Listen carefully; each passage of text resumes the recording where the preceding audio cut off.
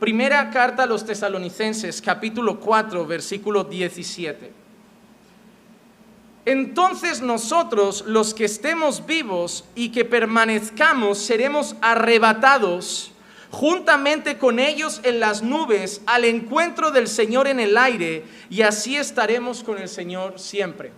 Los dos textos más utilizados para hablar del arrebatamiento, del rapto secreto, porque ojo, yo no sé si saben mucho de ese rapto, pero siempre dicen que es secreto. ¿Han visto películas como Dejados Atrás? Me gusta la frase de Paul Washer cuando dijo, lo único dejado atrás en la película fue la Biblia. Porque la idea es que se va a quedar la ropa, ¿verdad? Es como, habría un piloto que era creyente y de golpe se irá, se quedará la ropa y el avión se estrellará, los coches entrarán en colapso, esas películas apocalípticas. Entonces la idea de ellos es que será secreto, ¿verdad? Que será como en menos de un parpadear ya no estamos. No habrá ruido, no habrá aviso, será en un abrir y cerrar de ojos, como ladrón en la noche. Siempre son esos textos. Y los dos más utilizados son Primera Tesalonicenses 4, 17, y luego uno que está en Primera Corintios 15, 50 al 53. Entonces nosotros, los que estamos vivos y que permanezcamos, seremos arrebatados juntamente con ellos en las nubes al encuentro del Señor en el aire, y así estaremos con el Señor siempre. Ahora quiero hacer solo dos preguntas. ¿Dice que seremos arrebatados, sí o no? ¿Existe arrebatamiento, sí o no? Eso es innegable. Yo no vengo a decir que no creo en el arrebatamiento. Mi pelea no está en no creer en el arrebatamiento. Hay mucha gente que va por ahí diciendo, los reformados no creen en el arrebatamiento, Juan Manuel no cree en el arrebatamiento. Mentira, yo creo en lo que dice la Escritura, por eso creo en la predestinación, no como ellos, que dicen, yo no creo en la predestinación, es calvinista, pero tienes que arrancar un montón de versículos de la Biblia que hablan de escogidos, predestinados, elegidos, y yo no voy a hacer eso. Así que creo en el arrebatamiento porque está en la Biblia. Mi dilema es, ¿cuándo será el arrebatamiento? Entonces, otra pregunta, ¿alguno de ustedes ya habían hablado sobre el arrebatamiento con este versículo? ¿Sí? ¿Le habían usado este versículo alguna vez para hablarles del rapto? ¿Seremos arrebatados? Ok, mi pregunta siempre va a ser en todos los textos es si esto habla de un evento antes de la segunda venida de Cristo o si esto habla de la segunda venida de Cristo. Este es el texto que suelen utilizar para hablar del arrebatamiento secreto antes de la segunda venida de Cristo. Primera carta a los Tesalonicenses 4, 17. Pero un versículo o un texto sacado de contexto, ¿qué crea? Un pretexto. Para asegurarnos de qué habla un texto hay que hablar de qué habla el texto entero. Así que vamos a hacer una lectura un poco más grande, ¿vale? No solo un versículo, porque ahí puede haber confusión. Vamos a leer primera carta a los Tesalonicenses, capítulo 4, pero vamos a leer del 13 al 18. Y verán que yo he marcado algunas palabras. Pero no queremos, hermanos, que ignoréis acerca de los que duermen. La expresión de los que duermen es una expresión que saben que la Escritura habla mucho de la gente que está muerta ya. Que está muerta. Dice, para que no os entristezcáis como lo hacen los demás que no tienen esperanza. Porque si creemos que Jesús murió y resucitó, así también Dios traerá con él a los que durmieron en Jesús. Por lo cual os decimos esto, por la palabra del Señor. Escuchen, que nosotros los que estamos vivos y que permanezcamos hasta la venida del Señor. Y yo quiero que se queden con esa palabra que marqué, hasta la venida del Señor. Porque vamos a ver cómo esa expresión venida del Señor siempre hace referencia a la segunda venida de Cristo. Pero por si tenemos dudas vamos a seguir leyendo. Hasta la venida del Señor no precederemos a los que durmieron. Y mire que decía justo el versículo de antes del 17.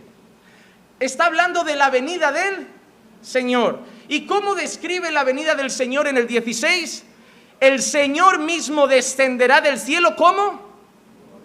Con voz de mando, con voz de arcángel y con trompeta de Dios. ¿Dónde está el secreto? ¿Dónde está el silencio? ¿Dónde está ese misterio que nadie verá, nadie escuchará, nadie sabrá y la gente desaparecerá? Si la expresión que usa Pablo para referirse a esa venida del Señor es con voz de mando, con voz de arcángel y con trompeta de Dios. que es la misma expresión que usa para hablar de la segunda venida de Cristo, como una venida en las nubes, gloriosa, y que todos verán y oirán. Entonces dice que vendrá con voz de mando, con voz de arcángel y con trompeta de Dios, y los muertos en Cristo se levantarán primero. Entonces nosotros, los que estemos vivos y permanezcamos, seremos arrebatados. Entonces el momento que está describiendo Pablo, que seremos arrebatados, es un momento en que Cristo vendrá personalmente y vendrá con voz de mando, con voz de arcángel y con trompeta de Dios. No parece muy secreto. Parece la venida de Cristo, la segunda venida de Jesús. Así que el primer texto que ellos utilizan está muy bien si no lees el versículo anterior. Pero cuando lees el versículo anterior, te das cuenta que lo que está describiendo Pablo en ese arrebatamiento es la segunda venida de Cristo gloriosa, que todo ojo verá y será oída con voz de mando. Hermano, ¿qué secreto hay en voz de mando, voz de arcángel y trompeta de Dios?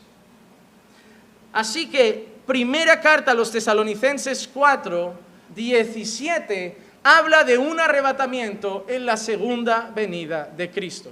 Primer texto de ellos, y esa creo que es la correcta interpretación. Segundo texto que a mí me llevó a confusión. Hermano, lo que he cogido son los textos que yo usaba para defender, pero que después me trajeron dudas. Hermano, cuando lees la Biblia y te preguntas cosas, es bueno. Te lleva a estudiar y eso te lleva a aprender. Ahora vamos a ver otro texto controversial, que es segunda carta a los Tesalonicenses, capítulo 2, versículos 1 al 4. Pero con respecto a la venida de nuestro Señor Jesucristo y a nuestra reunión con Él, ¿de qué hablaba Pablo? Claro, es que si uno ya lo interpretas de una manera, todo vas a saber igual. Hemos dicho que lo que Pablo llamaba antes como la venida del Señor era, ¿qué era? La segunda venida de Cristo. Ahora Pablo en su segunda carta usa la misma expresión con respecto a la venida de nuestro Señor Jesucristo y nuestra reunión con Él. Entiendo, por lo tanto, que si usa la misma expresión, se refiere a lo mismo.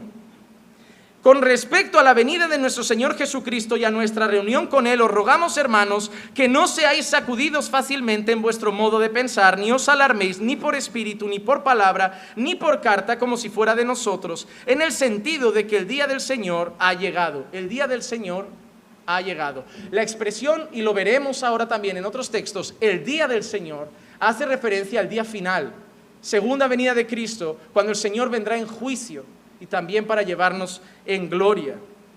Entonces, mira qué dice: el día del Señor ha llegado, que nadie os engañe en ninguna manera, porque no vendrá. ¿Qué no vendrá? ¿De qué está hablando? Yo voy a ir parando en esta clase para que veamos que seguís las cosas. ¿Qué no vendrá? ¿De qué está hablando?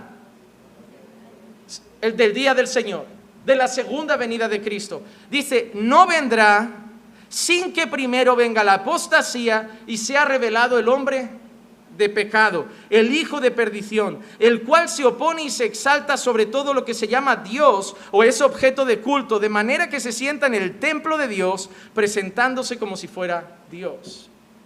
Él dice que la segunda venida de Cristo no llegará sin que antes pase la apostasía y se presente ese inicuo, el anticristo. El anticristo. Versículo 8 del mismo capítulo, segunda carta a los Tesalonicenses 2:8. Y entonces será revelado ese inicuo, a quien el Señor matará con el espíritu de su boca y destruirá con el resplandor de su venida.